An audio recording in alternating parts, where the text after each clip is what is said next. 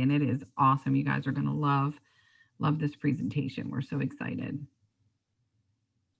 All right, so it is right on time. I'll go ahead and get started with some of our introductory information, and that'll give people a minute or two more for them to join in. But thank you all so much for signing up for our November Give Back Better webinar. My name is Angela McDermott. I am the Membership Assistant for Kids Chance of America, and I will be your host for the presentation. And we also have Cheryl Doucette here with us, who you all know and love and appreciate. She's our membership director for Kids Chance. So we are both so happy to be here to support you today through the webinar. We'll be available through the chat box if you need anything.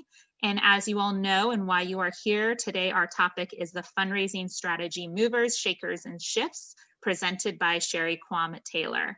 But before we get started, we have a couple reminders. Please, as you all seem to have been doing, but if you're new and just joined us, please share your name and the Kids Chance state you are representing in the chat box. The chat box is located at the top of your screen. You can click on chat to open the feature up, and any questions you have throughout the training today, go ahead and put in the chat box, even if it's maybe not the time for questions, but you don't want to forget, go ahead and put it in there, and we will either be able to answer them if we have some time during or definitely at the end. We want to be sure to take that time to answer those questions. We know that they are important and will be helpful. But with the number of people we do have on the call, we have everybody on mute so that the information can be presented without any type of interruption or distraction. Lastly, all of the materials from this webinar and a recording of it as well will be made available on the Kids Chance website and also sent in your follow-up email.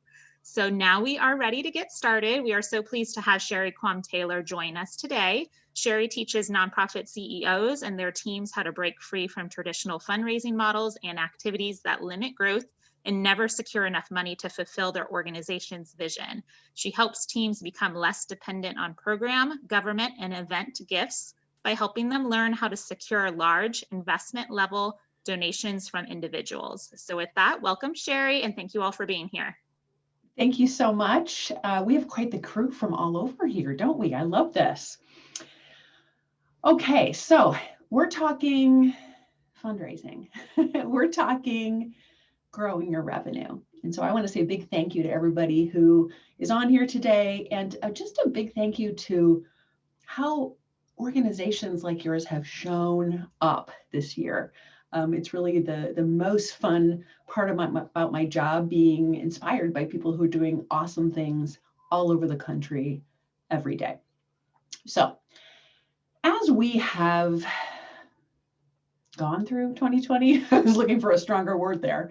A lot of organizations have been reflective and have really realized that perhaps the funding model has or was a little bit too dependent on one thing, right? Was it too dependent on event revenue or government grants and contracts, or maybe program revenue? Whatever it was too much of one thing.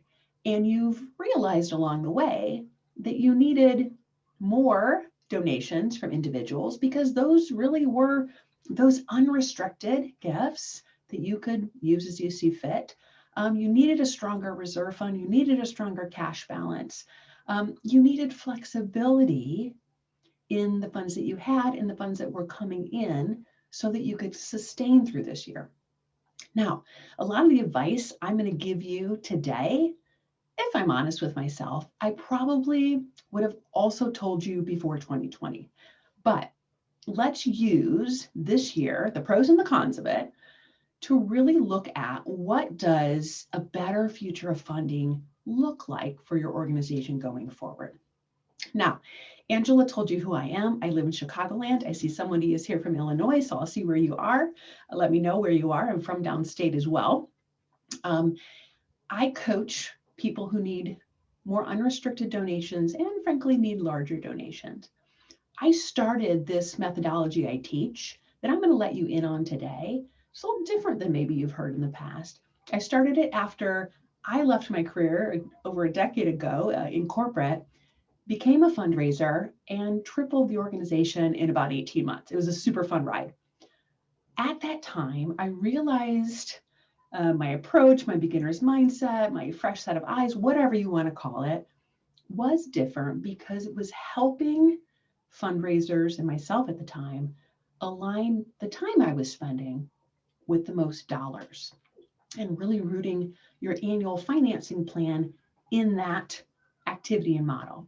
And so since then, I really have helped people maybe stand and look outside of some of those traditional fundraising approaches and silos and really understand what it looks like to move into a true financing model that actually fully funds your organization and helps you secure larger gifts.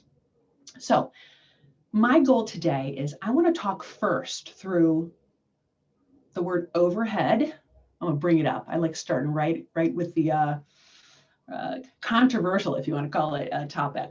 I want to talk about your overhead and your budget. Now, these are your best secret weapons in fundraising. I know. How is she going to bring this in? I'm going to show you. They really help you raise more funds if you're doing them right. I also want to talk about that concept of what do we need to be doing right now as we head into 2021 that really does position you for a better future of funding in so many different ways. And then I also have, I like to talk about examples, and I want to show you and just talk through a couple examples of what were people doing right in 2019 before they got into 2021 that actually kept them super strong through the year. We can learn from them. We can be inspired by them. And I'm hoping it would just create some new ideas in your head as you're thinking about planning the calendar 2021 year yourself. Okay, so I'm going to give you a quick flyover on how my fundraising methodology works by actually showing you a case study from one of my students. And I might also add one of my favorite students in Texas. So this is Sandy. So here was the situation. Sandy runs an organization and does great work. Here's the problem. This sounds a little funny sometimes to people. Donors didn't necessarily understand that the organization needed money. Now you say, Sherry, you're a nonprofit. How could they not know we need money? But donors don't always get that. And so I'll tell you what I mean by that. Her organization was highly dependent on program revenue. And so a lot of times when an organization is very dependent on program revenue or government funds or heavy foundations or whatever that dependence is, it kind of looks from the outside like, oh, they got it going on over there. Cool. I don't know that they need my money, right? I don't have a clear understanding of the need. So there was a high dependence. She wanted to grow, but she could never raise a big enough reserve or cash balance, whatever you want to call it, and have that in the bank so that she felt good in replicating her program in a second city. But the need was there. The need is there to be in so many cities, but she never had enough money in the bank to feel like she could make that leap. Now, she's an absolute expert at her mission, and she's super relational. When you talk to her, you'd be inspired, but she had never done major gifts fundraising. And so because of that, she lacked confidence. And again, if you met her, you'd be like, why do you lack confidence? You're so captivating. And she just didn't know if she was doing it right. And so she was kind of avoiding one-on-one solicitations. And so her asks, I should say, were at an annual event or gala. And so that's when her asks were happening because that felt easier to her. That felt like, well, let's just bring everybody together. It's been fairly successful. So let's do that, right? But she knew she was leaving money on the table. I knew she was leaving money on the table the first time I talked to her. So her past formula in 2019 and before was that she did a table sponsorship, and she would do activities, the auction, the paddle race, all those things that we all do. And then she had a dinner and they did a mission presentation. And she typically raised about 15 to 25K, depending on the year, in pre-pledges and tickets, right? And so she would raise around 75K. It was a pretty good event, but tons of time were being put into it. So we worked together to really see and maybe hold up a mirror and show her a lot of these donors, I think they're coming and perhaps not giving their best gift. I don't think they totally understand what you need. I think they are responding to you wanting to purchase a table or purchase an auction item or, purchase a dinner ticket. And they actually would give more if they understood that. So what we did was, knowing that the event was coming in November 2019, we moved all of those conversations during the year and had tons of clarifying conversations. I'm going to show you how we did it. What happened? We actually then had done so many pre-solicitations. We entered the evening in 2019 with already $73,000 pledged. We went to a free ticket model. We did all in-person asks to people who we knew were passionate about the mission and were not giving their best gift. We moved those before the event. She still had some of her activities there, and she still did a solicitation at the dinner. She raised over $200,000. She had 35 new mid-level donors, and when she ended the year, previously she would have like 20K in the bank, and she had over $350,000 in the bank. Now, I use events. I'm going to get into this, but this is my case study I just love starting with. I use events as the catalyst for people to give a great gift. But sometimes we have to look at, when don't we want people coming and giving at the event, but we want them giving in a solicitation before or after. Now, to build on this and to point our compass where we're headed today, when I talked to Sandy in February, which our lives were very different in February still, right? We were like, what is this? What's going to happen? We don't know, right? She said to me, I can hear it today. She said, I got to tell you, Sherry, I feel a little weird. I have so much money in the bank, and I was like, that's amazing. Like you did everything right. You moved from reactive to proactive. You led your donors to great asks. And so not only did she increase the overall revenue of the organization by 70%, but she reduced her dependence on program revenue. And so you might look at this and say, okay, well, she increased her donations by, maybe 8%, right? What is that? Well, that change was over $200,000 in charitable giving. And so when you look at what did learning how to secure that additional amount of unrestricted, flexible cash do for Sandy in 2020, we had no idea what we were going to be facing, right? She had her largest reserve fund during a very difficult year. She actually had confidence to replicate a program in not only a second city, but a third city, and she's not frontline. She reduced her dependence in this difficult year further on program dollars, and maybe most important, she reduced her dependence on event giving. Because if that event didn't happen again in 2020, she had already moved the majority of those gifts to annual fund gifts. And so there is a huge mindset shift in the sector that has to change. That as we move from these traditional siloed fundraising activities that we're all told we should do, right?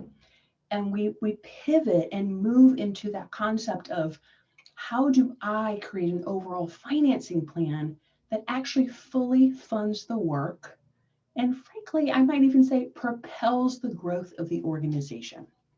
Now, one thing I want to say is, I'm going to start, I'm going to invite you to use the chat, use the Q&A as I go along. I meant to say this when I started.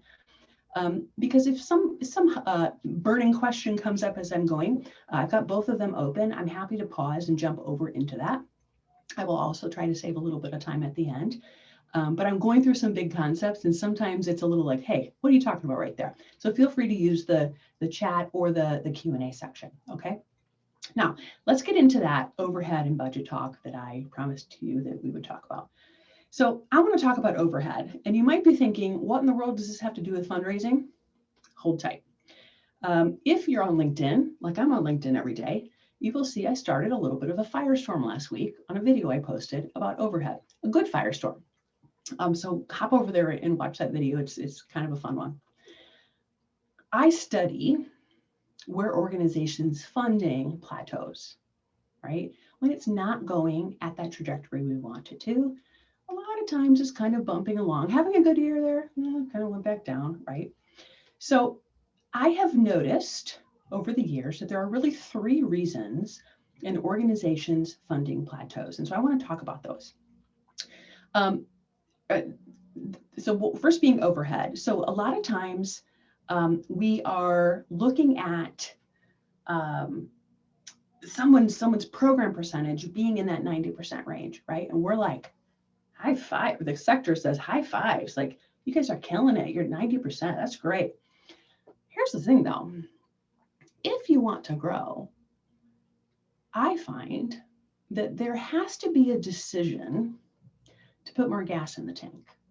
There has to be a comfort level with investing in the organization from an admin and fundraising perspective to actually scale and grow the organization.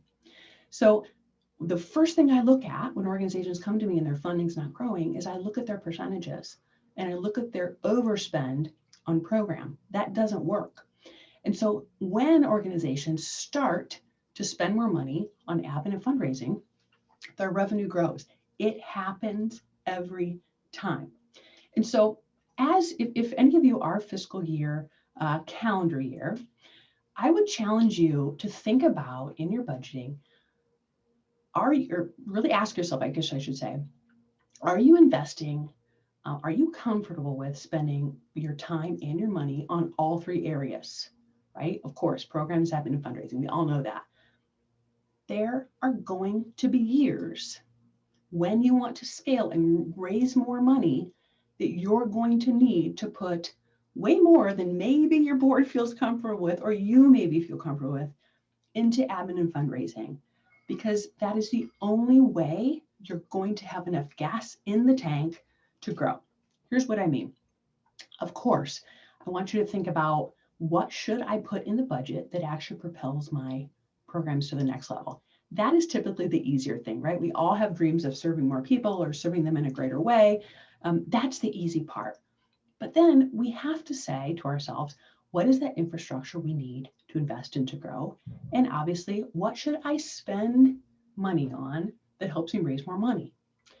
Now, if you're not spending in all 3 of these areas, it leaves you vulnerable to this funding plateau that I'm talking about. It leaves you landlocked when opportunities come your way and you cannot take advantage of them because you don't have enough unrestricted cash in the bank, because you haven't been spending enough to make unrestricted money. This is huge. I've groups come to me with hundreds of thousands of dollars in the bank and they can't grow or can hardly do payroll because it's restricted cash. And lastly, it leaves organizations at risk in times of crisis. Now, if you hear your board in the back of your head saying, but wait, we want to put as much into programs as possible this year. Well, let's really look at this. Which year were we putting more into program? Was it us kind of bumping up and down right at the same mark and putting 1.5 in program?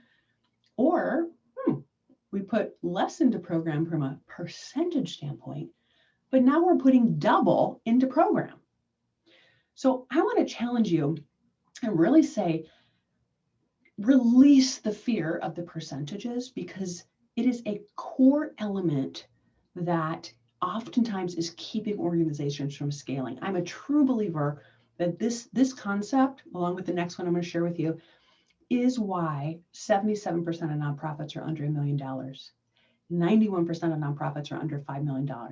It goes back to this. So, which brings me to my next point, my next secret weapon, I'll call it today. Your budget and your need are 2 different things. So I recently was on a podcast and it was about fundraising specifically, kind of like today.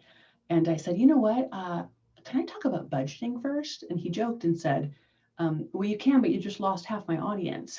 I was like, no. Budgeting has so much to do with how much money you raise. So I said, well, the people the half of the audience I haven't lost today, they're going to make more money this year if they listen to me. So I want to talk a little bit about budgeting, because I'm going to tell you, budgeting has so much to do with actually how much money you will raise. And here's what I mean when I say budget versus need. So a huge mindset shift that we have got to embrace in the sector is, when we come to annual planning, when we come to annual budgeting, usually, or often I should say, people approach it as, well, yeah, Sherry, if we had the money, we'd do this. If I knew, if it was pledged, I would put that in the budget. If I knew I was getting that contract, we would do that. Like, if we had it, we'd do it.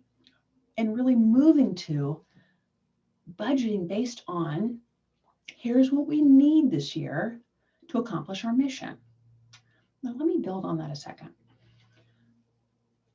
The majority of people that come to me are not fully funded, program admin and fundraising, because of their approach to planning and budgeting. And so I'm going to ask you, what have you not factored in your budget that actually might be keeping you from growing? And so I have a list here of things that I see that are usually not in a budget. And what I mean is, when someone says, well, we'd love to put that in, but we can't, but if you put it in, you'd actually have all this other time to fundraise, or all this other time to do X, Y, Z. And so we're afraid sometimes to actually honestly put it down on paper and really understand what we need. And so sometimes it's program resources, sometimes it's technology, sometimes it's admin, sometimes it's, salaries at living wage, travel, your reserve fund, right? It's a huge one this year. It's a huge one. Before 2020, most of my clients had maybe a 3-month reserve fund. Now industry standard is pushing up to 9 or 12 months. It's wild. Here's why the budgeting is so important. It is only when you are honest with yourself and create a real needs-based budget, here's what we need, that you can actually then design a real fundraising plan to hit that number. Every time. Now, am I saying you should go from 1 million to 10 million and you're like, woohoo, Sherry says make a wish list?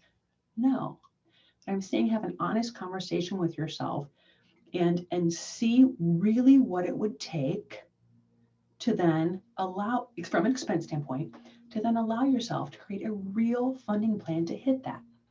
Now, when this part is done right, when you're comfortable investing and spending in that overhead number, the program's admin and fundraising, and the budgeting, you really do move from that squeak by budget that rarely gets funded to a budget that reflects your needs. It helps you raise enough for all three of these things we're talking about. It helps you build a reserve, and it allows you to reduce dependence on those things we said we don't want to be dependent on, whether it's events or contracts or government funds, whatever it is.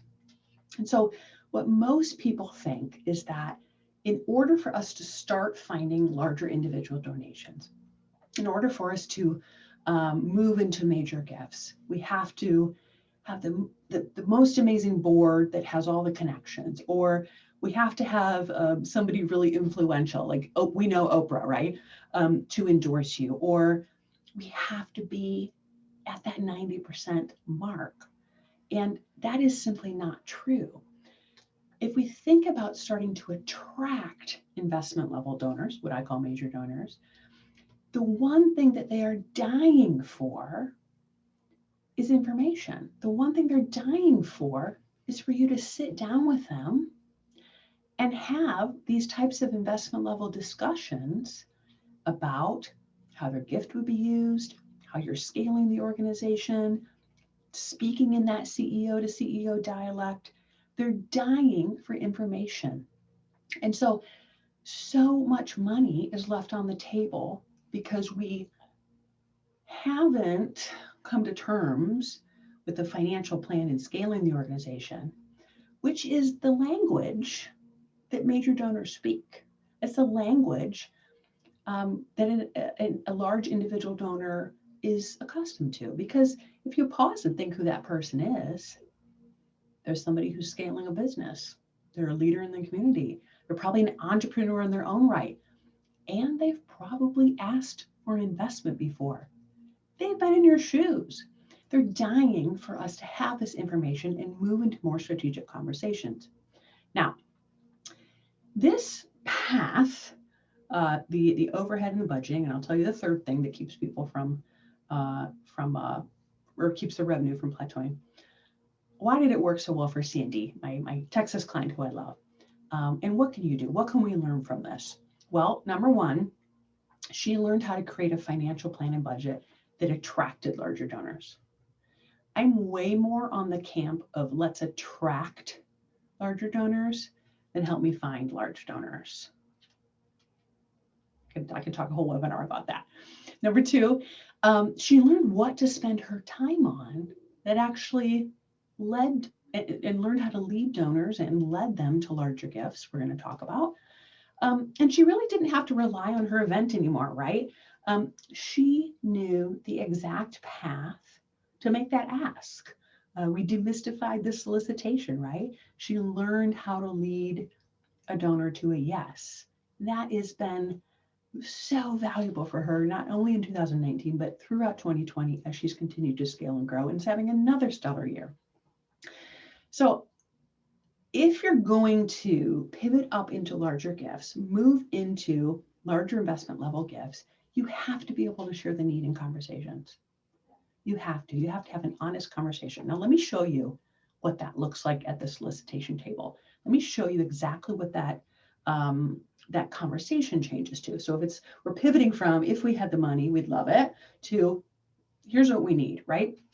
So if you had that donor, that CFO, we all have them, who's like, what do you need, Sherry? Cut to the chase. What do you need here? We all have this person. Sometimes the answer is, well, we've been growing and we hope to be able to get to that $1 million mark, or we hope to be able to get to the 300,000 mark, or we hope to be able to get to 10 million, whatever it is. It's for every size, every organization, same thing. We hope to, right? Versus, I'm so glad you asked that question. We have a $1.2 million need this year. May I share with you what that looks like, right? And then to pivot into, here's how we're funded. Here's how we're spending the money. Here's how we spent it last year. Here's what our budget looks like. And to feel comfortable moving into those investment level conversations. Which one of those people would you feel better giving your gift to? Which one of those people do you feel like is going to use your money better, right? Is going to invest it better, knows what they're going to do with it, is going to come back and share with me how we invested it. We know which one, right? So we have to be prepared when we come to the solicitation table. Now, so that's the root of this. Sometimes that's a big concept for some people. Some people are like, oh, I'm already doing that. But sometimes this is like whoa, this is a different way to approach this. And I love that. I love that because it works every time. I was telling Angela and Cheryl before we hopped on, I said, there's so many misconceptions in the nonprofit sector that, gosh, I hope stay in 2020 and do not come into 2021 with us. And really this approach to overhead and budgeting and really that kind of feeling like we should be able to do more on less. If 2020 can do one thing for us, it's like getting those misconceptions behind us, because that is simply not true. That is not how you scale and run a business that you're running. Okay, now I want to move into, spend the rest of our time, I'm looking, no questions yet. Maybe you're making lists of questions, that's okay. I want to move into some maybe more traditional fundraising types of discussions, maybe more of what you thought you were coming here for today. But they really do build on these concepts I've shared with you. This is really the third part of that.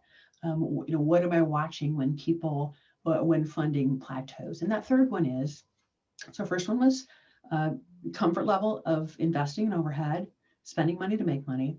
Second one is our approach to budgeting and having an honest conversation with us about your budget. And the third is, well, there wasn't really a plan to move from more transactional activities into deeper relationship-based fundraising.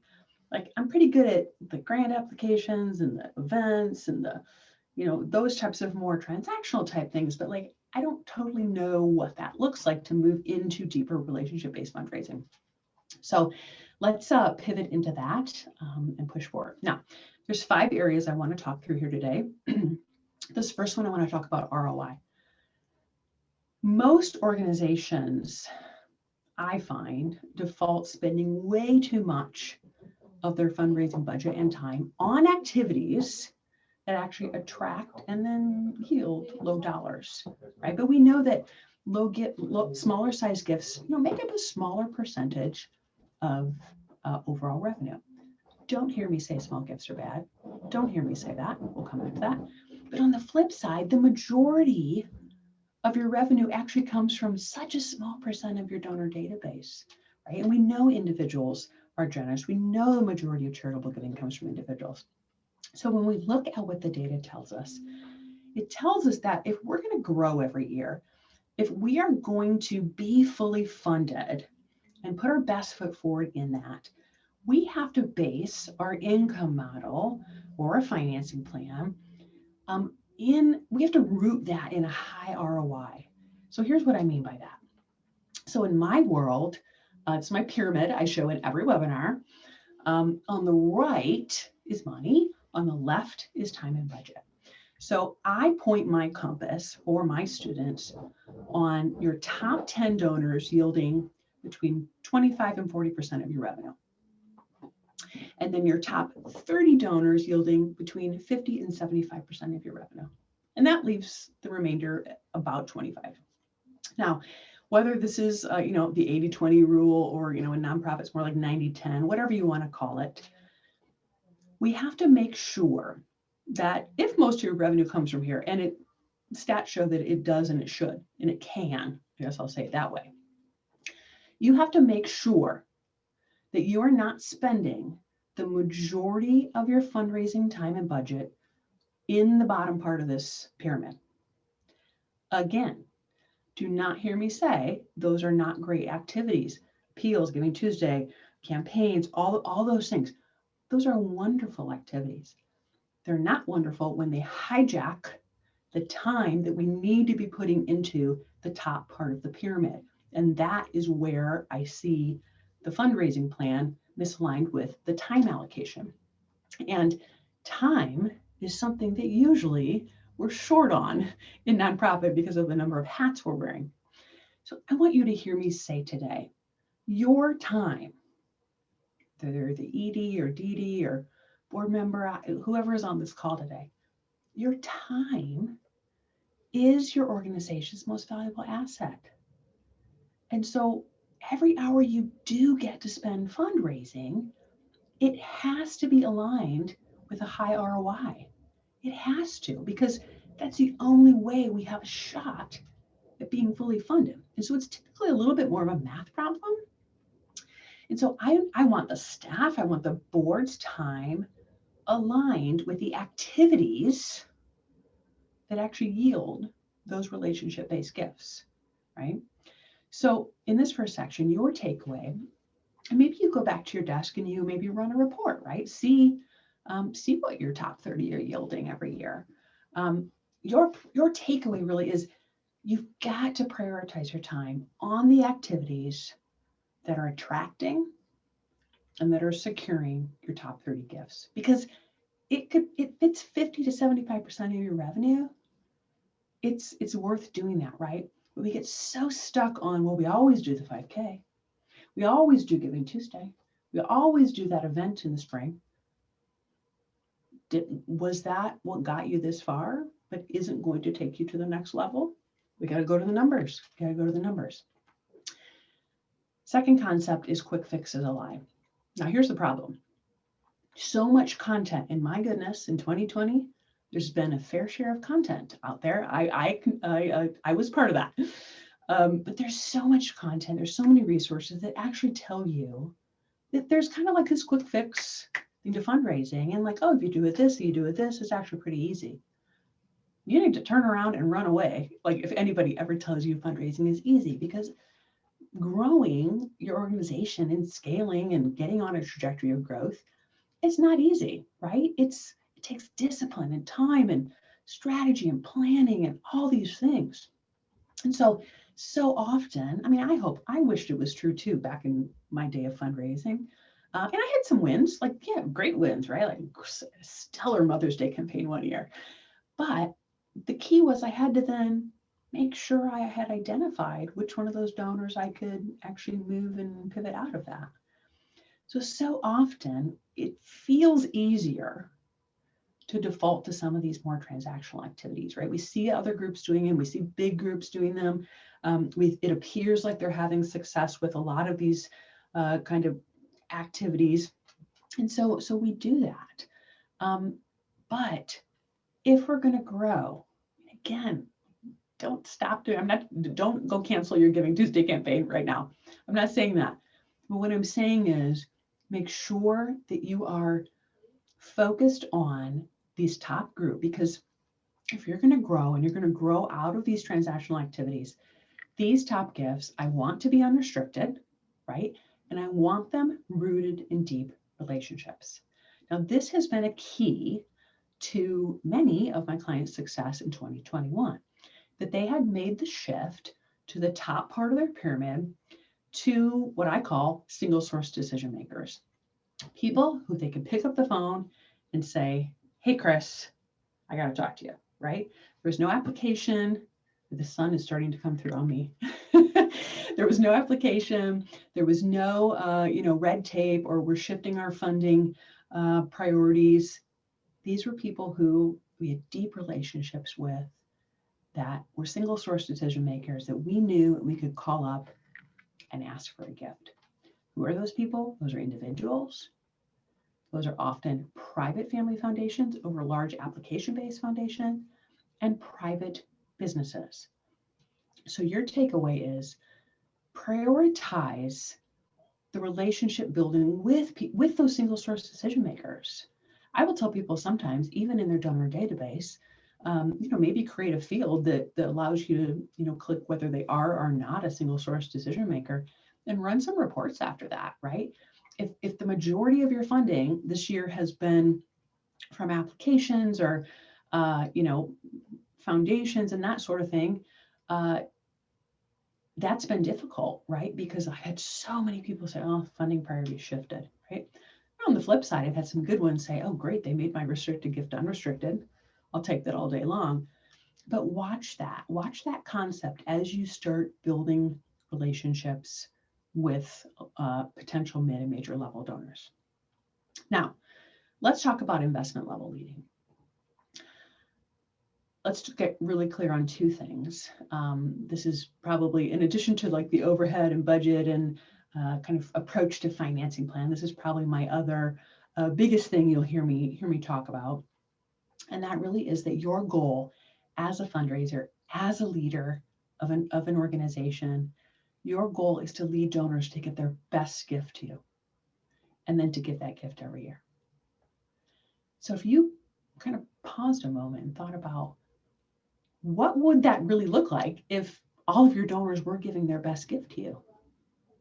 I mean, that's kind of like, I bet you, I don't know if it would double or triple. I don't know what it would be, but we would really feel that in the bottom line. And then if they were giving that gift every year to you.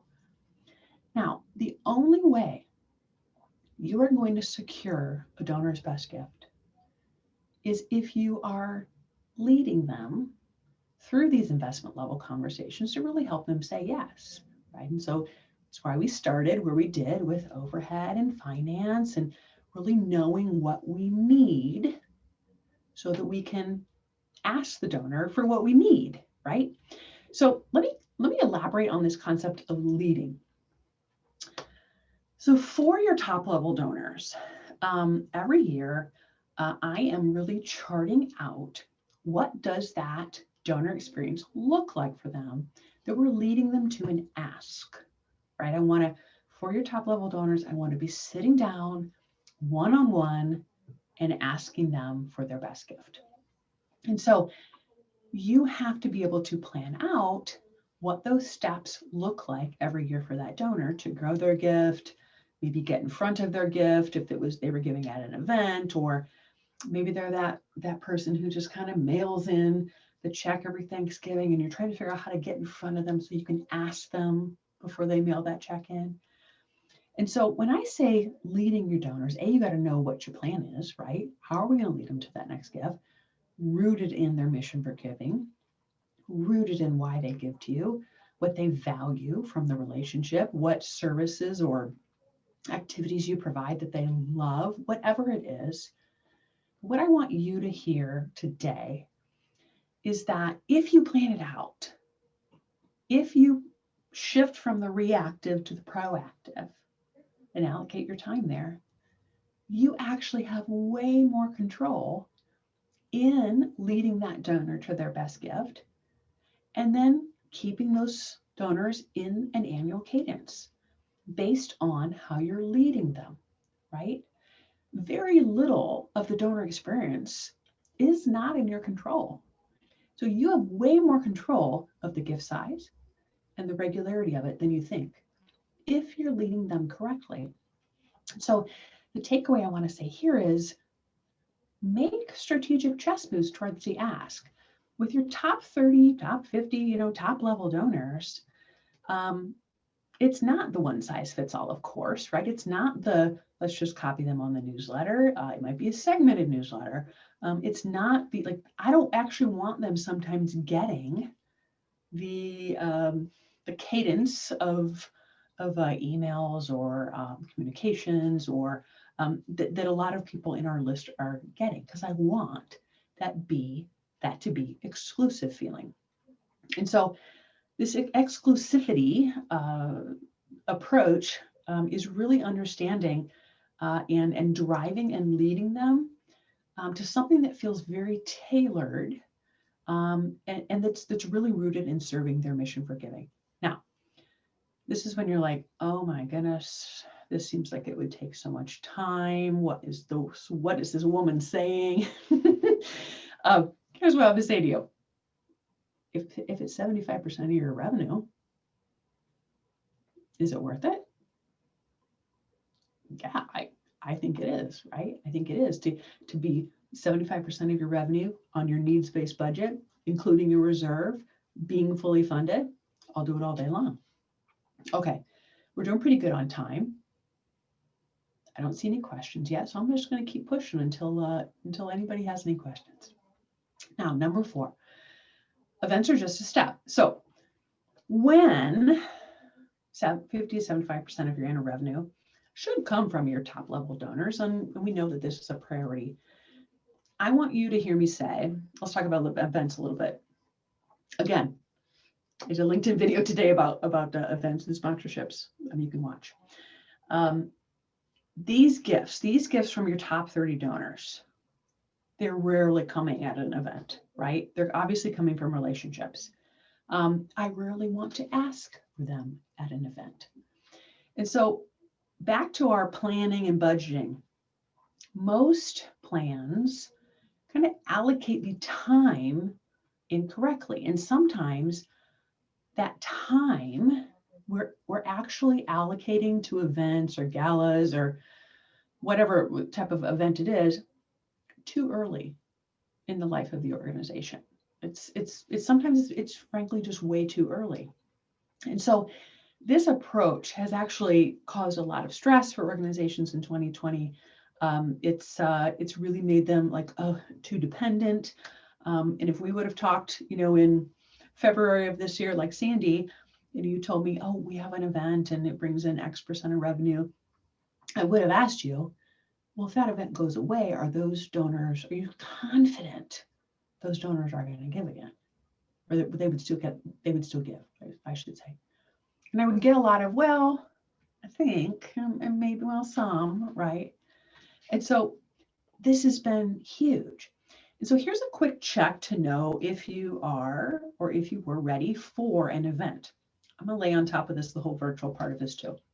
So if you were ready to move into an annual event, right, that we're expecting to get our largest gifts at, like, did you have a steady stream of annual funding every year, or every month, I should say? Were you already in a cadence, right? Were you already implementing your major gifts plan and strategy? Because events are a part of that, right? They're not nature gift strategy, but they're a part of that. And then were you already doing one-on-one annual solicitations with your top donors, right? Because many events like Sandy's, her revised event, many events are successful not because of what people are coming and giving at the event, but actually the pre-solicitations that are happening before the event. And so I want you to just do a quick check. And even I'm going to say to you, even as you're thinking about, gosh, maybe you pivoted and had your event virtual in 2020. And can I say, I'm so sorry, I've planned a number of events and that really stinks. And I know the work you did and it just stinks all around. I just want to say like, ugh, yuck, I'm there with you. But if you're thinking about 2021, do we have that virtual event? I would really look at your runway and see if you should have it and see if you could use this time to pivot some donors into annual fund gifts. And so the truth is, events for your top level donors, they're a step in your donor experience, but it's not the sole experience with your donors. I mean, Sandy's a perfect example. That was really like the experience they were having, and she was thanking them nicely. She was inviting them to do other things, but they didn't understand the need. So if you think of the ask and you're assuming that that was your event, that's not the case for our large donors. The event for many of our large donors are actually more, did they like us? Are they interested in us? Did it clarify questions along the way? Are they going to become a larger donor, right?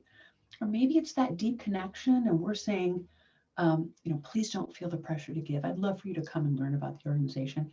I'll follow up with you the month after the event.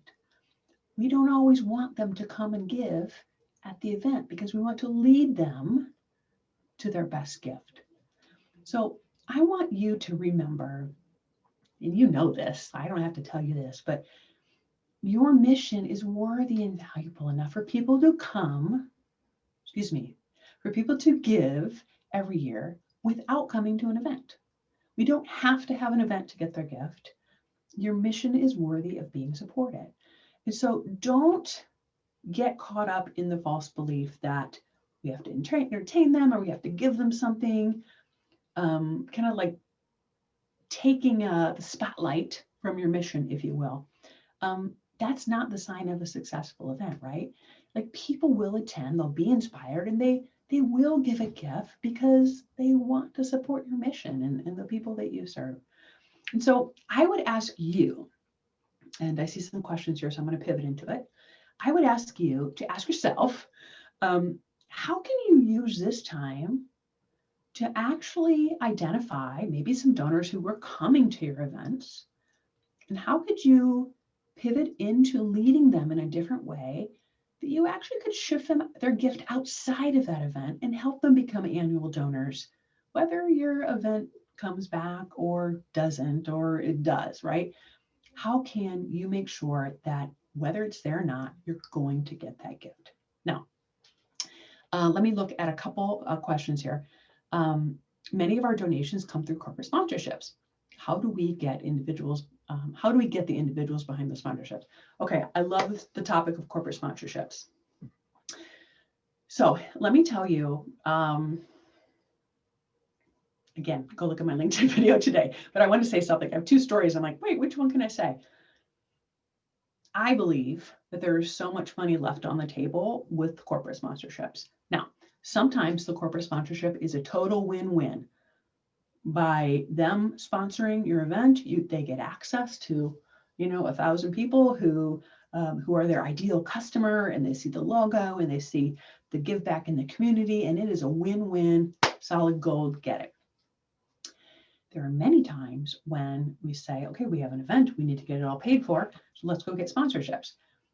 There are so many times, and I've sat in rooms with owners of large businesses who've said to me, Sherry, help me understand these sponsorships. I don't get anything from these sponsorships. Why do they just come around one time a year and ask me for this money? If they did their research, they'd realize I'm writing way bigger checks down the road to the group who actually has gotten to know me and just comes and asks me for money.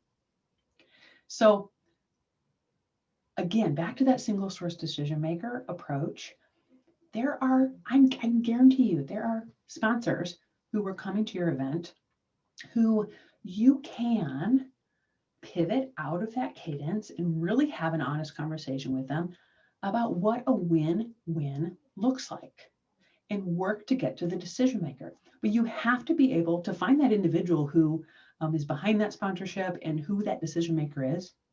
You have to take the time to understand what the win-win is for the organization. And so I have a client right now here in Chicago who literally last week, they had a $50,000 corporate sponsor who'd only given at their event. And we've been working, doing exactly what I've told you. And they secured a $100,000 gift, unrestricted, use it how you want, gift from this person. Did it happen overnight? No. We have been working the entire year to grow, serve, and lead them to this ask. Now, another question, great question. How do we determine what a major gift level is for us? Some of our largest donations are 100 to 250. Now, that you kind of answered your own question there. A major gift for some people on this call is $100. That's okay. Same principles, same exact principles. Major gift for somebody is $5,000. We got one of those, right? The next person, a major gift is $25,000. Same exact principles. Everyone, no matter your size, and I work with groups who are $100,000 and $15 million. Everyone can have a major gifts program. It's just scaled to your pyramid, right? It's scaled to your budgeted need. So if $1,000 is like, oh, if we get $1,000, that would feel amazing. And like, whoa, what would we do with that? Serve that donor as if it was like $100,000, right? Because if that was kind of their first gift in, serve them, see where that will grow, right? So don't be caught up on what is a major gift. Be caught up on how do I make sure everybody who is giving to me is giving their best gift. That's the key here. Is it okay to ask an event donor for a second gift? Yeah, oftentimes, yes. So sometimes they come and they give, right? Like you introduced your colleague, they came, they gave. Great. You got to thank them like it's nobody's business, and you got to lead them, right? And we're going to work to understand, clarify mission, clarify need, get them back in that path, and ask for a second gift. Or next year, ask for a gift before the event. So yeah, absolutely. Last question here. I love these questions. Thank you. Volunteers give a lot of time. Yes, they do. Should they be treated as potential donors as well? 100%. I said earlier on, donors won't always know you need the money. Same with volunteers. They don't always know you need the money. We need you to come tutor. Okay, I'll tutor, right? Oh, I figured you were funded by the government. Oh, doesn't the state fund you? Didn't the school district? They don't know. So 100%. Okay, let me push through my last. Thank you for all those questions. We're very relevant with that topic. I've covered this, so let me go to this last topic because this I love talking about. This is key for 2020. Don't settle. People, we're not going to settle. Again, I see so much money left on the table when we as fundraisers decide what the best gift is for our network or donor. You don't get to decide that. So that might sound like, well, at least I got my neighbor to give this, right? At least we got that company to give this sponsorship. Whew, got that. A big one in 2020 might be, I know they gave 20,000 last year. So, but like it's 2020, it's COVID. They own their own business. Let's just ask for 10, right? And this could be back to your question, it could be the same. I know they gave 250 last year, but let's just ask for 100. Same thing, right? So I want to encourage you, but I just want to call anybody out. If you're tempted to make the decision on the size gift that anybody who comes in contact with your organization can give, you have to look what's behind that. It can really mean that, or when you don't commit to sharing the financial need where we started of the organization, it is typically a symptom of something bigger. And it can mean maybe you're not confident in in what you're sharing, or you're just worried you're not doing it right. It can mean you don't have enough in your pipeline. And so it's like, oh my gosh, we're really short on cash. And, it's February and like our appeal isn't until March. And so like, let's just ask them for this because we need the cash and our pipeline is dry. We don't have enough prospective donors. It can also mean you're just like uncomfortable with that ask. You've never had to do that before in the past. And so sadly, when we do that, even like Sandy's example, you'll undersell your mission for far less than its impact. If there's ever a year we shouldn't do that, it's really this year. So I want you to take away that pressure of finding donors, right? And just start connecting and attracting donors by having real needs-based conversations. And most of all, don't make financial decisions for your network. An example of this would be a board member saying, I don't know anybody. I don't have rich friends. They just made a financial decision for their network, right? When you do this right, when you do all of this right that I've shared today, you really can fully fund your organization. I see it all the time. I have so many groups who were fully funded in June this year on calendar years, calendar fiscal years. You're less dependent on those types of transactional activities that are great sometimes, that they haven't been super great in 2020.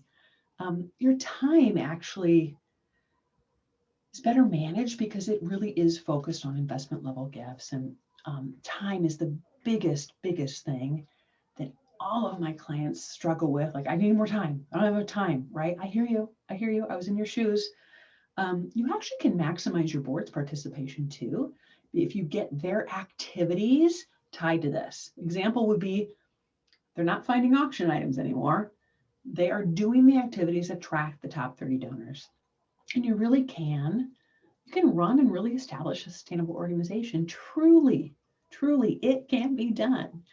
And so I've said this in every webinar, and if there's ever been a year when the people on this call really, and the people you're serving have deserved more, it's 2020. It is 2020. And so I hope that some of these ideas are spurring on things that you can go back to your desk and start working on. But I do want to say thank you for how you've shown up in your communities, in your state, and in our nation this year on this just very difficult year. You've really been an inspiration to me, through this time as well. So I always put my email on here, my website. If somebody has a private question, sometimes people don't feel comfortable putting it on there, please feel free to email me or fill out the contact page on my website. I'm happy to answer your question privately if that's the case too. I'm going to pivot. Look at that. I finished right at 2:59, but I'm going to see if there's any other questions here. Okay. Can I answer this board members question really quickly? How do we get our board more involved in fundraising? You know how I was telling you about creating great donor experiences for your donors? The best way for you to demystify what fundraising looks like for your board is for you to actually create a donor experience for each one of your board members and show them how it's done. Model it. Lead them to a solicitation.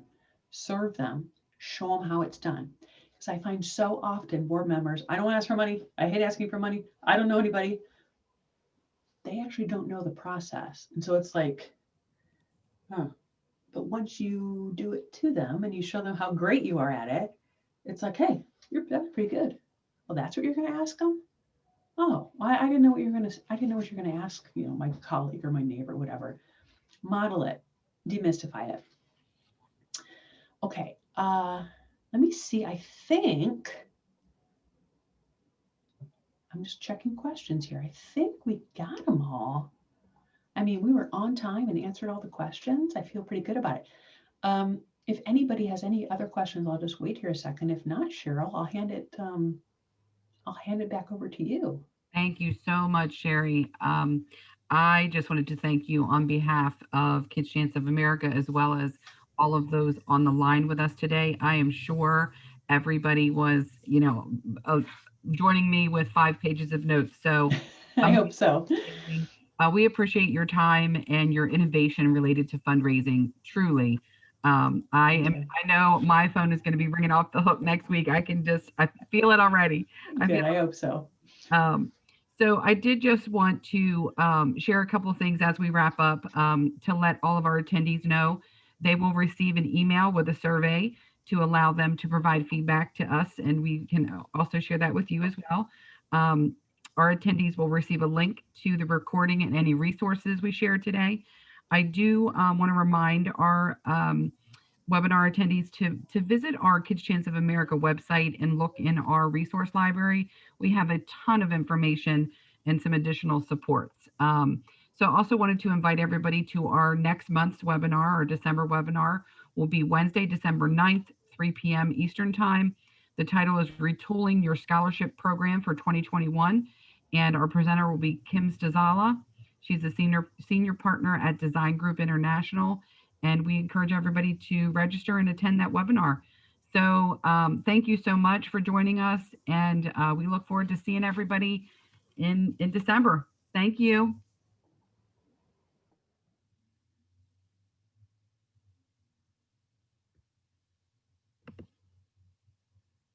And Angela, do you have anything else you want to add? Are we good? I think we're good. Thank you all. Thanks.